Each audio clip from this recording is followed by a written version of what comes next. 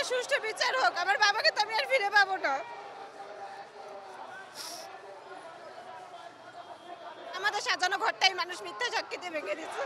আমার বাবাকে স্বীকার যেতে বলছে, দোষ স্বীকার করতে বলছে যে জেল কম দিবে, কিন্তু আমার আব্বু বলছে যে আমি একদিন দোষী না, আমি কেন স্বীকার যাব। আমার বাবা স্বীকার যায় না দেখে সর্বোচ্চ শাস্তি দিয়েছে 7 বছর। 7 বছর পরে জেল থেকে মুক্তি পাওয়ার পরে 7 মাস পর আমার আব্বু স্ট্রোক করে মারা গেছে।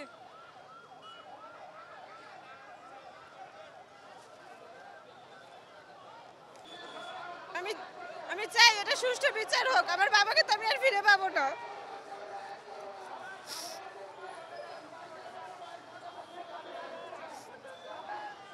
আমরা খুব মানবেতর জীবনযাপন করেছি। আমাদের ছেলেটা যখন আমার আব্বু জেলে ছিল আমাদের দেখা পর্যন্ত করতে দিত না জেলখানায় গেলে। সবাই তো মনে করতো যে আমরা দোষী, আমরা তো দোষী পরিবারের সদস্য।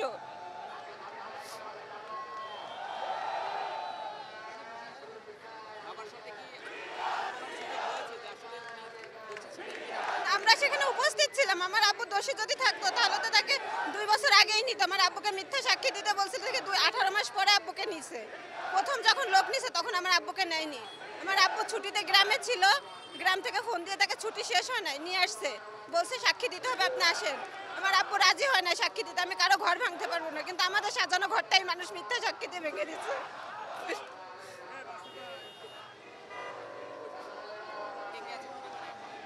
আমরা 3টা বোন, আর আমার মা, আর কেউ নেই। আমাদের প্রত্যাশা আমার আব্বু যে নির্দোষ সেটা তো আমরা জানি। এখন আমরা চাই সবাই জানুক যে এটা যারা দোষী তাদেরকে শাস্তির আওতায় আনা হোক এবং আমাদের ন্যায্য পাওনার জন্য আমাদের পরিশোধ করা হোক। হ্যাঁ হ্যাঁ, অবশ্যই, যেন আমরা আমাদের সম্মানের স্থানটা ফেরত পাই।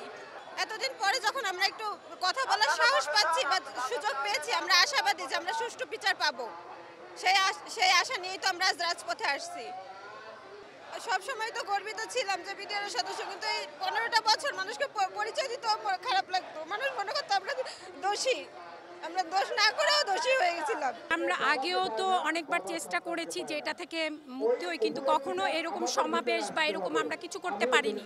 যখনই আমরা স্টেপ নিয়েছি আমাদের দিকে হুমকি এসেছে বা আমাদেরকে বারণ করে দেওয়া হয়েছে যেন এটা না করা হয়, তো তখন আমরা করতে পারিনি। তো আজকে যখন আমরা এরকম খোলা আকাশের নিচে নিজেদের মানে দাবিটা তুলে ধরতে পেরেছি, তখন অনেকটা আশা করছি যে কিছু একটা হবে।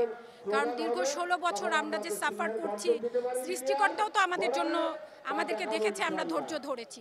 আমাদের ভিতরে যে বন্দিগুলো আছে বিডিআর ভাইরা, যারা আজকে 15-16 বছর ধরে এই কারাক মকষ্টে নির্যাতিত, নিপীড়িত, অমানব জীবনযাপন করতেছেন, তাদের মুক্তির দাবিতে তাদের মুক্তি চাই।